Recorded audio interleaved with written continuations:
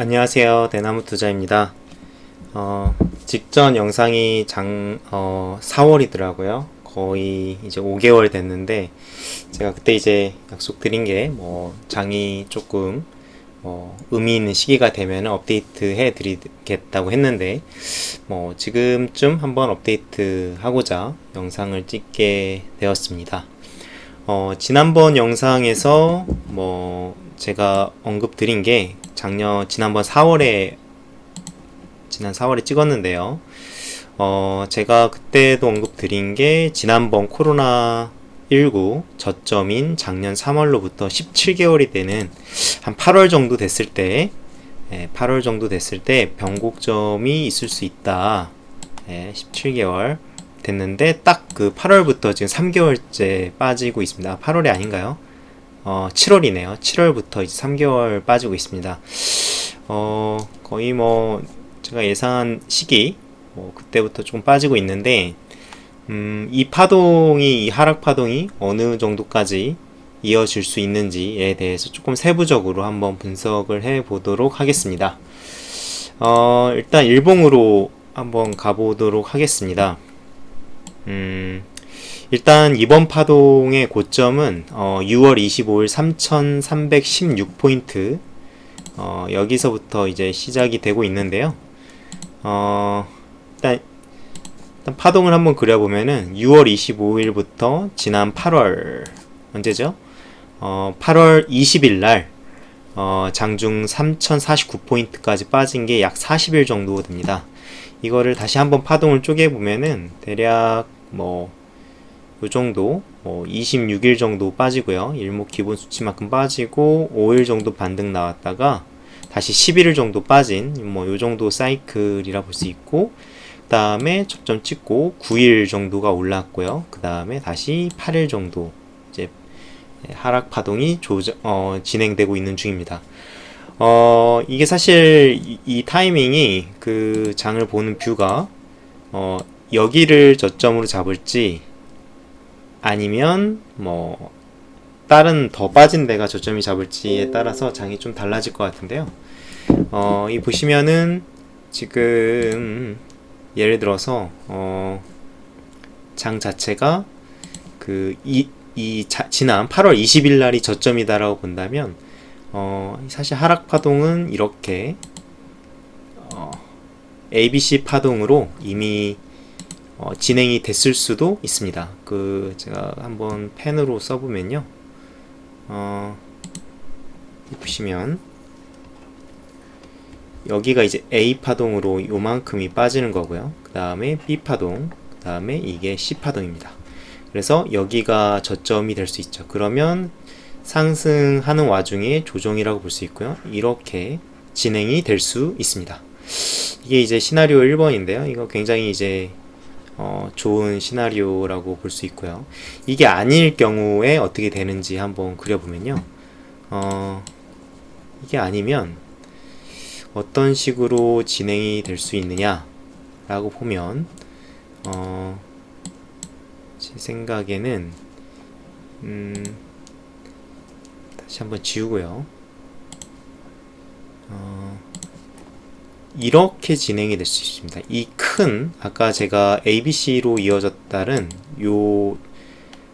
하나의 ABC 하락 파동이 하나의 큰 A일 수 있고요. 이게 하나의 큰 A다. A일 수 있고, 그리고 이게 B 파동, 그리고 이게 C 파동으로 이어질 수도 있습니다. 그렇게 되면 다시 한번 써보면, 네, 이게 스몰 a, 스몰 b, 스몰 c, 이게 큰 A, 그리고 이게 큰 B, 그리고 이제 큰 C가 남아 있을 수도 있죠. 이렇게 되면은 시장은 제 생각에는 3000은 당연히 깨진다고 봐야 되고요. 전저점 당연히 3000을 깨야 되고, 아마도 한 2900, 50에서 2900선까지 이 정도까지도 한번 열어 두셔야 되는 하락 파동이 될 수 있다. 이렇게 보여집니다. 그래서 두 가지 시나리오가 있죠. 다시 한번 정리를 드리면 파란색으로 쓰면은 네, 파란색으로 한번 써보면 1번 시나리오인데요. 네. 1번 시나리오. 1번 시나리오는 6월 25일부터 시작된 하락파가 8월 20일 날 끝났다. 이게 3052포인트. 여기서 끝났다. 이게 이제 ABC 파동으로 끝났다. 요 시나리오가 있고요. 그러려면은 다음 주 내일이죠. 다음 주에 뭐 반등이 있어야 됩니다. 설사 반등이 없다 하더라도 뭐 추석도 있으니까 큰 반등이 없을 수도 있어요. 반등이 없다 하더라도 전저점을 절대 깨서는 안 됩니다. 전저점을 깨지 않는 상태에서 횡보 정도 또는 완만한 상승 정도 해준다면 지난 8월 20일 날 3050포인트가 바닥이고 상승하는 와중에 조정이다. 그러면 이렇게 생각을 해볼 수 있을 것 같고요. 그게 아니라 두 번째 8월 20일이 큰 A고 최근에 나왔던 반등이 큰 B고 지금 진행되고 있는 게 큰 C다 라고 한다면 다음 주가 조금 뭐 질질 샌다든지 아니면 전저점을 깨는 하락이 나온다든지 한다면 이 2번 시나리오를 가 될 가능성이 높습니다. 그러면 이제 리스크 관리 하셔야 되고요. 뭐 이렇게 보시면 될 것 같아요. 그래서 전반적으로는 지난 7월에 고점을 찍고 하락 파동이 진행되고 있기 때문에 전반적으로 투자자분들 모두 힘든 시기가 지나가고 있는데 뭐 어쩔 수 없습니다. 많이 올랐기 때문에 빠지는 거고 그런 와중에 이 정도 조정은 뭐 항상 있어 왔습니다. 사실 제가 2000년대에 보시면 2000년대 그 대세 상승장 대략 지수가 한 4배 나는 500포인트에서 2000포인트까지 가는 대세 상승장에도 코스피는 대략 15% 내외, 대략 10% 초반에서 20% 가까이 되는 조정 파동을 대략 3번 정도 보여줬습니다. 그렇게 따지면 제가 이번 파동도 만약에 설사 2900까지 조정을 준다 하더라도 뭐 3300에서 따지면 약 400포인트 빠지는 거죠. 400포인트면 한 14% 정도 되네요. 요 정도는 뭐 빠질 수도 있다. 많이 올랐으니까. 그렇다고 해서 장이 아주 하락 추세 파동으로 이어지는 건 아니다. 그냥 완연히 상승하는 와중에 생길 수 있는 조정 파동이다. 이 월봉으로 보시면 굉장히 이제 건강한 조정으로 보입니다. 월봉으로 한번 볼까요? 월봉으로 보면 사실은 이렇게 오르고요. 조정 주고 오르고요. 조정 주고 오를 수 있는 이런 그림으로 보이죠. 근데 이제 이 세 달을 놓고 보면 이제 거기에 참여하시는 분들은 굉장히 힘들 수 있다. 그래서 여기서 설사 2950 요 정도까지 밀린다 하더라도 장이 완전 깨지는 그림은 아니다. 물론 이제 그때 가봐야겠죠. 그때 갔을 때 기업들의 실적이라든가 이런 걸 살펴봐야 되겠지만 현재로서는 기업 실적에서의 큰 이상 징후는 보이지 않습니다. 매크로적으로는 테이퍼링 이슈 연말에 공식 언급이 있을 것 같고요. 하지만 테이퍼링이라는 거는 금융 돈을 푸는 속도를 줄이는 거지 여전히 완화적인 통화 정책입니다. 그런 거 봤을 때 테이퍼링 자체가 추세 하락을 이끌지는 못한다. 이렇게 가정하면 상승하는 와중에 조정파라고 보는 게 합리적이다. 저는 그렇게 생각을 하고 있고요. 그 조정파가 지난 8월 20일 날이 저점일지 아니면 마지막 파동, 하락 파동이 남아있는 상태일지는 알 수 없지만 저 개인적으로는 그 어느가 될지는 모르겠지만 거기서 바닥을 잡고 이제 4분기 중에는 코스피가 다시 한번 상승할 것으로 보고는 있습니다. 제가 전문 유튜버가 아니어서 좀 이게 영상 찍는 거라든가 이런 거에서 조금 어설픈 측면이 있는데요. 잘 봐주셨으면 좋겠고, 네, 그렇습니다. 그러면 이제 최근에 사실 요 파동 자체가 굉장히 애매한 카카오와 네이버의 규제 이슈로 걔네가 주가가 많이 빠지면서 조금 애매하게 빠졌습니다. 사실 이번에 이제 네이버와 카카오 이제 규제 이야기가 나오면서 얘네가 지수 하락을 이끌었고, 사실 얘네만 아니었으면 제 생각에 요때 한 전환선과 기준선 정도를 지키는 그림이 아니었을까. 예, 그렇게 되면은 사실 지금 저는 굉장히 높은 확률로 1번 시나리오일 가능성을 높다라고 생각을 하는데요. 예, 근데 이제 네이버 카카오 규제 이슈가 나오면서 차트가 일본 기준으로 전환선과 기준선을 모두 깼기 때문에 굉장히 조금 이제 리스크 관리 모드로 보이는 거는 사실입니다.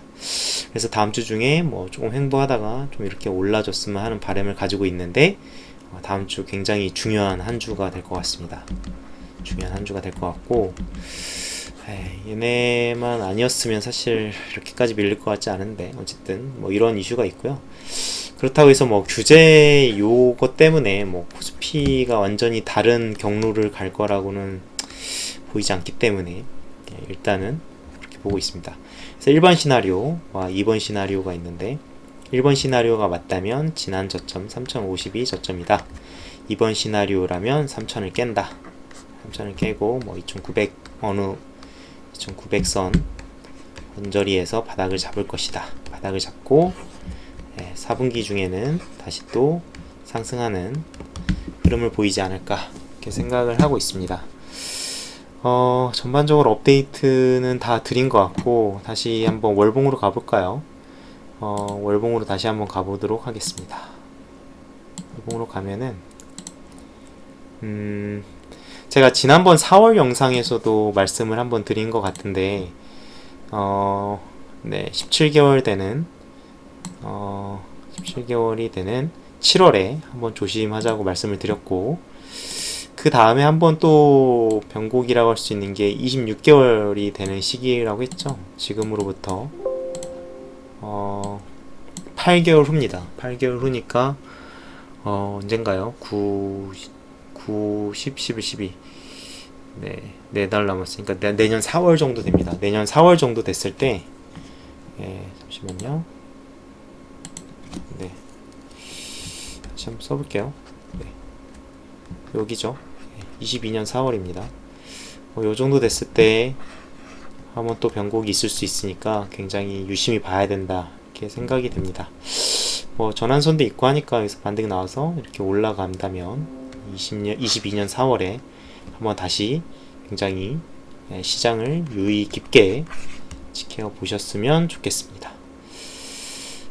그리고 펀더멘탈적인 이야기를 또 잠깐 해볼까요? 뭐 나가실 분은 나가셔도 좋고, 뭐 시황에 대한 이야기는 거의 마무리를 지었고, 전반적으로 한번 이야기를 해보도록 하겠습니다. 네. 최근에 시장에 대해서 한번 이야기를 해볼게요. 시장이 지금 어떤 식으로 가고 있느냐. 그 시장에서의 관심은 크게 지금 어디에 두고 있냐면, 전자닉스, 반도체죠. 전자닉스로 대표되는 반도체가 언제 바닥을 잡을 것이냐, 이게 조금 시장에서 관심사입니다.